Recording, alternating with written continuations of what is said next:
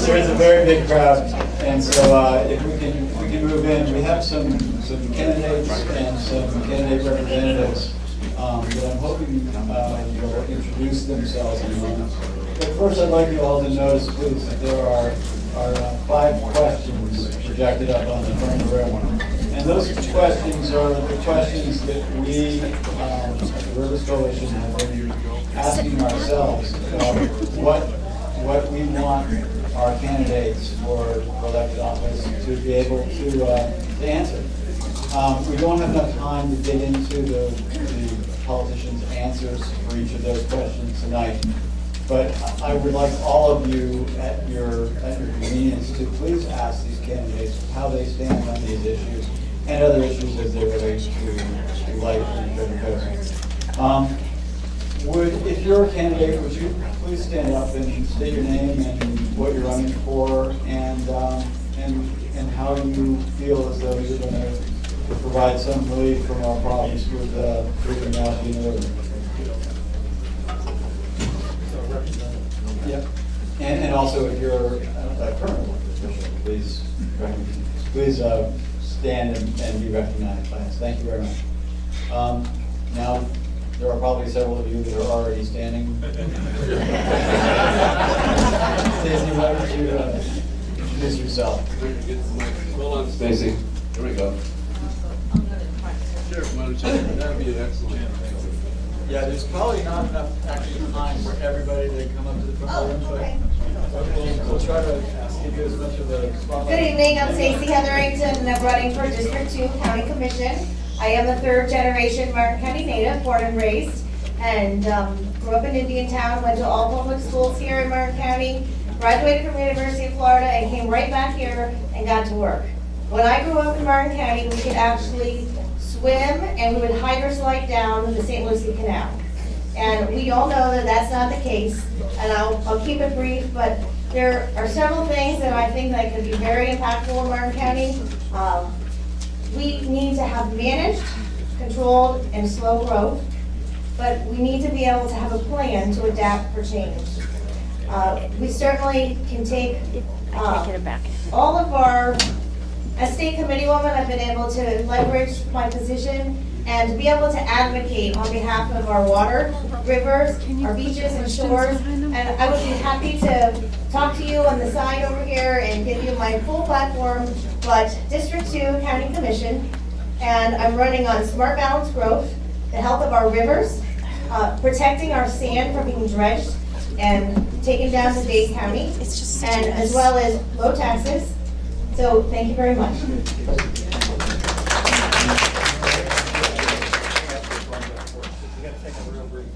Okay, I'm going really brief. My name is Toby Overdorf, and I am running for District 83 for the Florida State House. Been here about 26 years, have a master's degree in biology, and my master's thesis was on the restoration of the Kissimmee, which is kind of ironic because they're still not done yet. And it's taken 25 years to get to where they are. So one of the things that I'd like to see done is to finish out some of these projects, number one, but in the meantime, I'd like to look at the public-private partnerships that can be going and get online right away. I know of 2 or 3 of them that we can actually get online literally within the next 2 years, one of which is Groveland, and then some other private partnerships. While we are waiting for SURF to be completed, let's get these other things online, taking those discharges away from us. We can have the cleanest water in the world going downstream, but if we're not taking care of the discharges, it's still going to kill our estuary.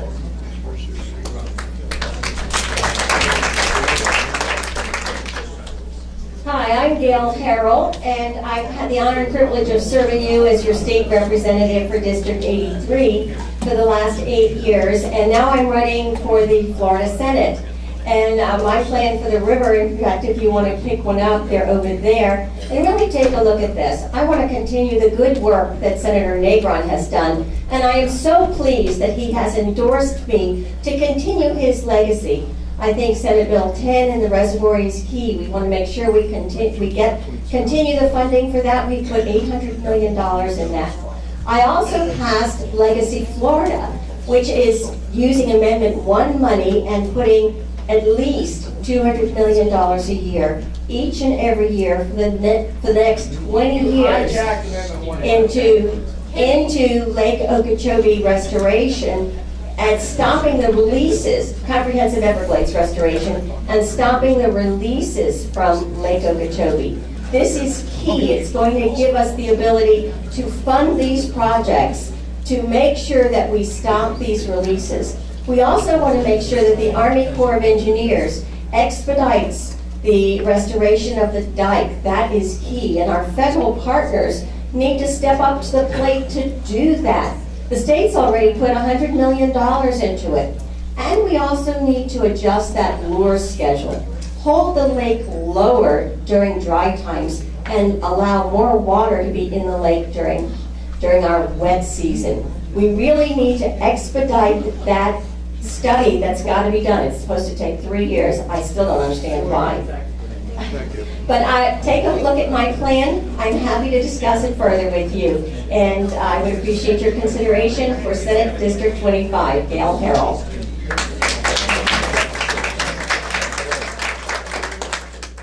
Thank you. My name is Joe Banfi. I've served 36 years as a public servant in Martin County, as a planner and growth management director, as an instructor at the Florida Institute of Technology, and also as a member on the local planning agency. I was instrumental in protecting Hutchinson Island from high-rise development, high-density development. I also led the team that created the county's award-winning comprehensive plan, which included the 4-story height limitation and wetland protection in the county. We're still the only county in the state that protects all our wetlands. Supplementing all that, on the private side, I owned and operated a retail store in the Cove Shopping Center, so I have experience on both sides. My biggest asset is that I have the experience. I do not need on-the-job training. I'll be ready on day one to take on the complex position of county commission managing $430 million budget. So I would appreciate your vote on November 6th. I have the experience to help solve the river problem in the same manner that I did on saving the dunes and turtle nesting protection and wetland preservation. Thank you very much.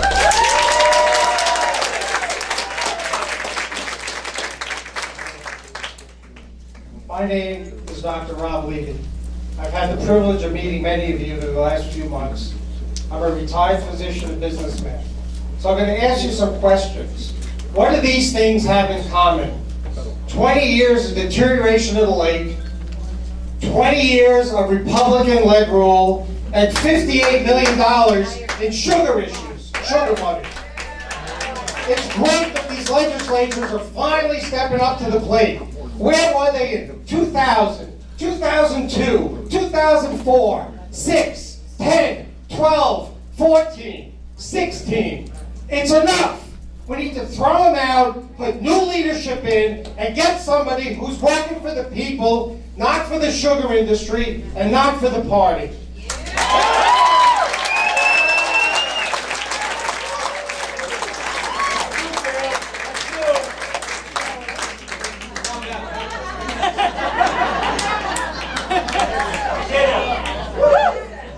Like Dr. Rob said, I'm angry. My name is Matt Thibault. I'm a candidate for House District 83. I'm a local guy, born and raised here, right on the banks of the St. Lucie at Martin Memorial Hospital. I've lived here my entire life, and for the past 20 years, I've protested against the discharges from Lake Okeechobee. We've known for a lot of years that this stuff is toxic, and after 20 years of holding protest signs, of 20 years of being just as angry as Dr. Rob Levy is, I said, you know what? Enough is enough. It's time for me to stand up. It's time for me to get up and do something about it. And here I am. I am a high school teacher. I teach American government and economics. And I gotta tell you guys, it does my heart good to see so many people in the room participating in this process. This is democracy in action right here, and it gives me chills just thinking about it. So thank you for being here.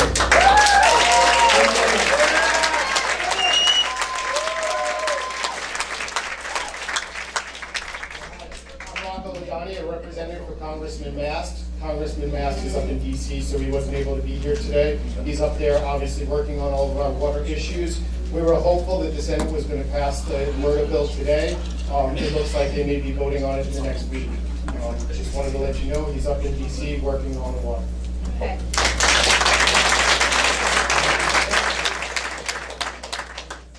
Hey everybody, my name is Kevin Lowe. I'm a representative from Lauren Bear's campaign. Definitely sorry that Lauren wasn't able to make it tonight, but we're excited. We're so excited and grateful to see the energy here. I just want to say I'm very proud to be working for a candidate who's actually raised here in the district, who's actually from the district, who knows the issues firsthand. And we're sick and tired of someone who had to wait till an election year to finally act.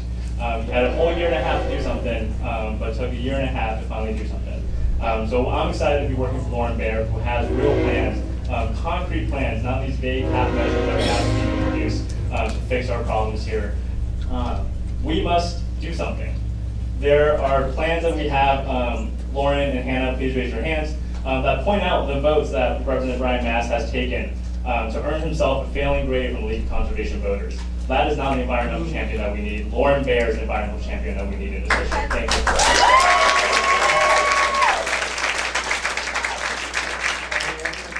Representatives in the room that wish to espouse their candidate's platform? Current people in elected position, Gail and Merritt. And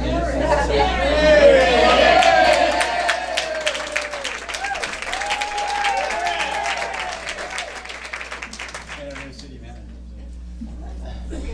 Thank you, Jim.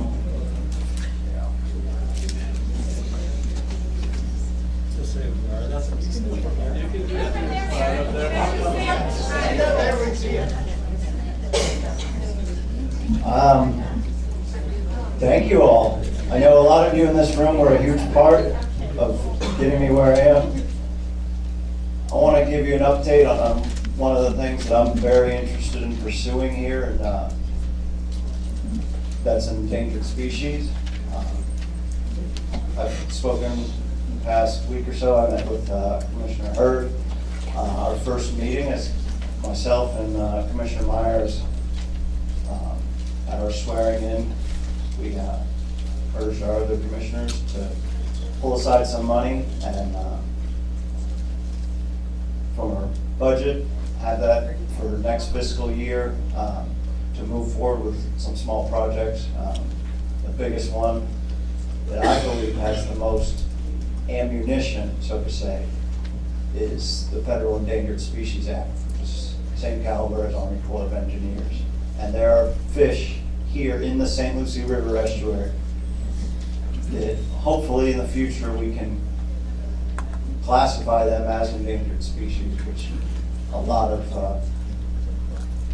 ichthyologists believe they are, quite a few. And their main range, or almost sole range, is right here in the St. Lucie River. Number one that I'm most interested in, hopefully the data will be there to back it up, is the sword flying snook. So that's one thing. The county jumped on board. Coincidentally, the week after commission, City of Stewart Commission moved forward with it, and I'll be working, city and county will be working together to pursue this. And I think that's some real power that has been overlooked. It's just some of the species that are in the St. Lucie River need to be classified as what they are to give us ammunition on a federal standpoint.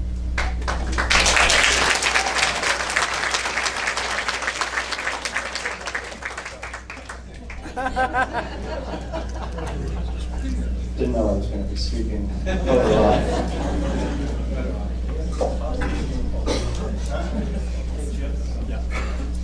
There'll be 3 spots. We want to thank the city for letting us use their facilities. They have a new manager, David. Introduce yourself.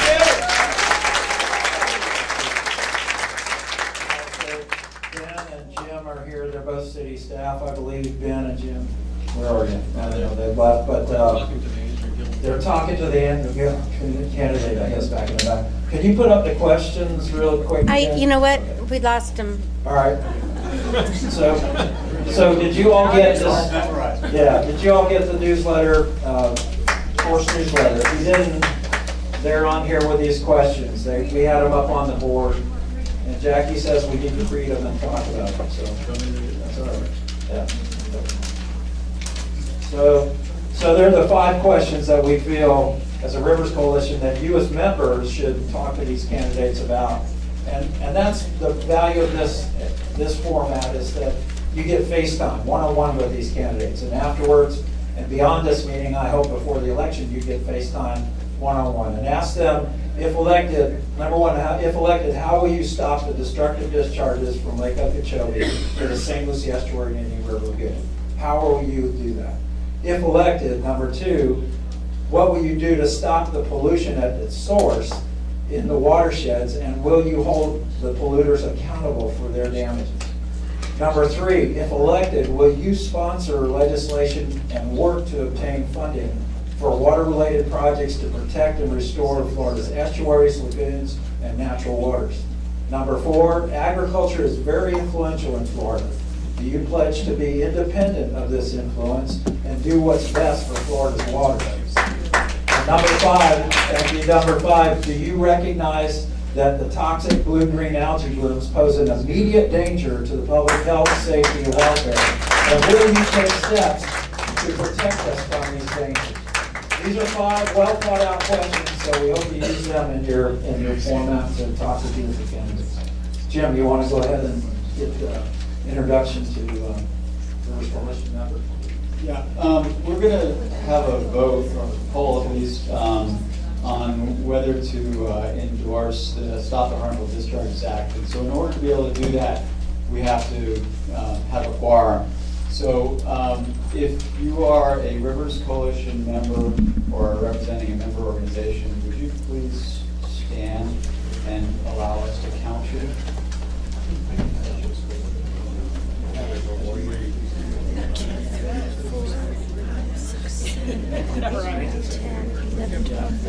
Why don't you, while you're standing, we'll start with Jackie and just go around the room and state who you are and who you're representing.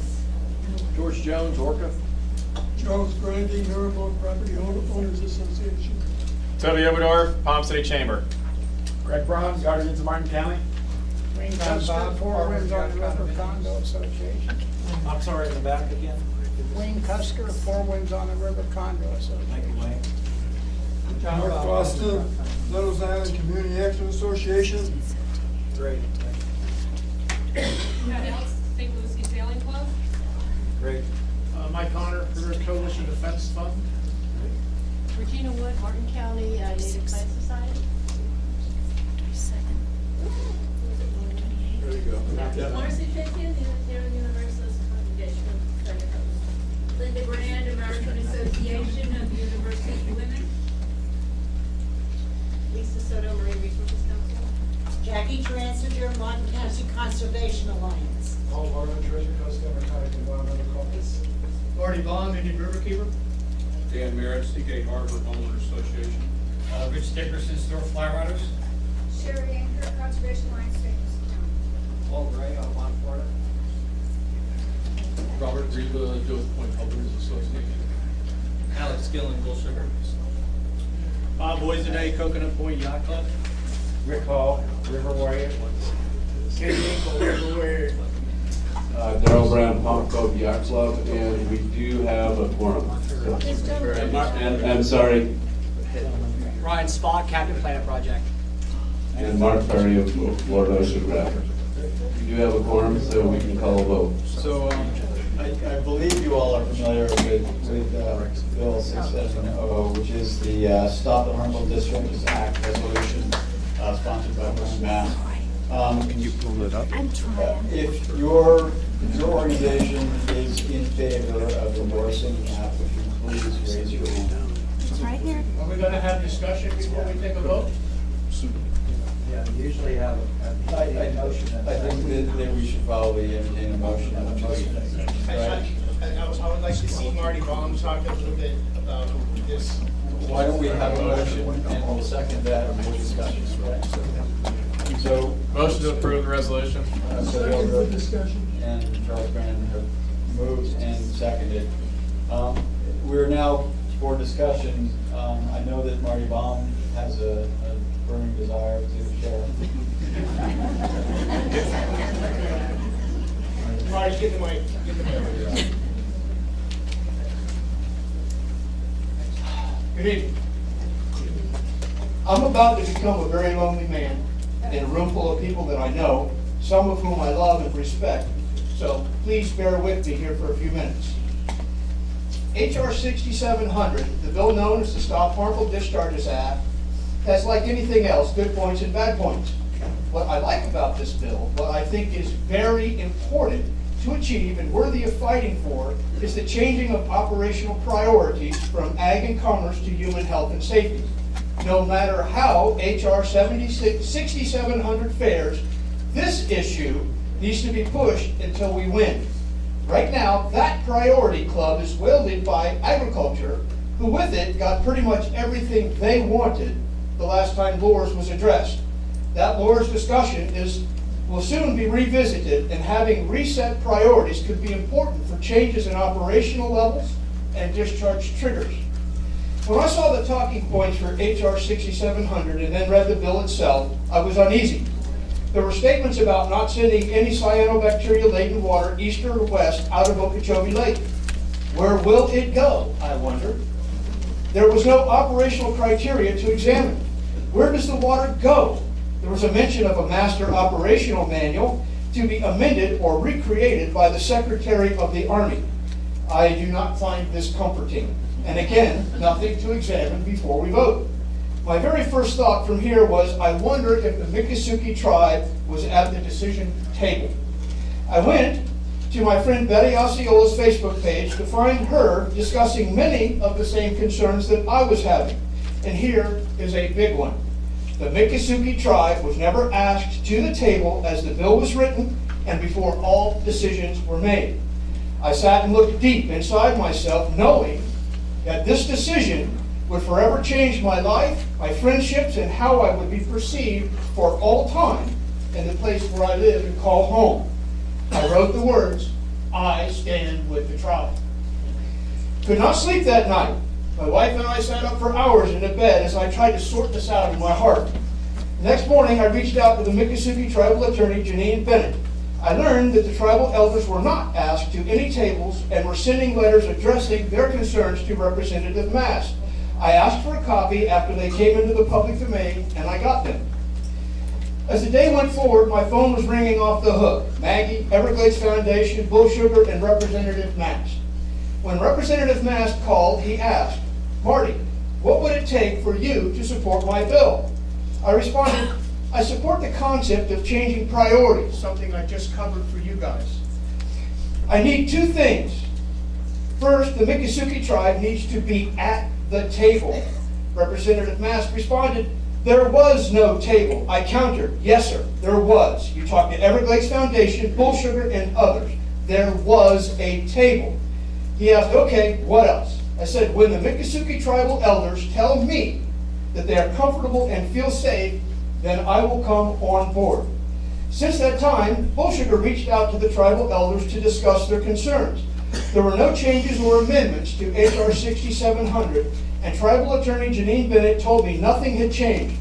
The tribe's concern remained unaddressed. An interesting conversation reportedly happened. As I heard it, Bull Sugar was asked straight up, if the water cannot go east or west or north, or south, where does it go? After some uncomfortable silence, one person said, we don't support this at all, but they might try and send it down a hole. Think about that. Well, they have even rebranded ASR, Aquifer Storage and Recovery, and are calling it estuary protection wells where they're not going to pull anything out. Has anyone else in this room wondered why sugar and agriculture aren't spending $1 million to stop HR 6700? Maybe they like us being driven towards ASR. Maybe that is why no dissent from ag. They've been promoting it for years. Now that they have a lever, might it be full drill ahead? The wording of the bill itself is very ambiguous. No operational criteria at all. The very name implies that this bill would somehow stop cyanobacteria events. Number one, managing Okeechobee Lake and the Central and South Florida system. A, minimize the potential of toxic cyanobacteria blooms. Yay, I agree. We need to do that. But how does this bill accomplish the implied promise? With no control whatsoever over water quality or nutrient loading, how will this happen? B, prevent discharges containing cyanobacteria or related toxins into the St. Lucie and Caloosahatchee watersheds and other areas where such cyanobacteria and other toxins would cause or exacerbate public health risk. Now we're back to the old unanswered question. Where will the toxic water go? Whose problem does it become now? Do we shove illegally dirty water coming to us off on someone else? If the bill becomes law, who will get the attention?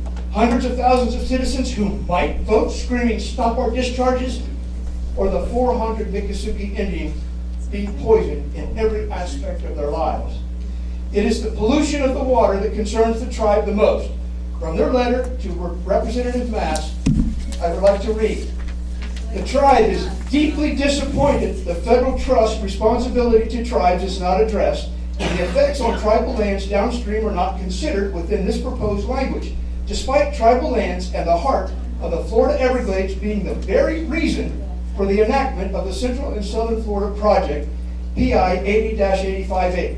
The federal... Yeah, we got questions. If we don't have time to hear dissension and commentary, then I make a motion that we shelve this until such time as this august body takes the time to hear it out. I probably have another 6 minutes or so. Do I get it? 6 minutes is a lot. I know. Oh, Let him talk. Overall.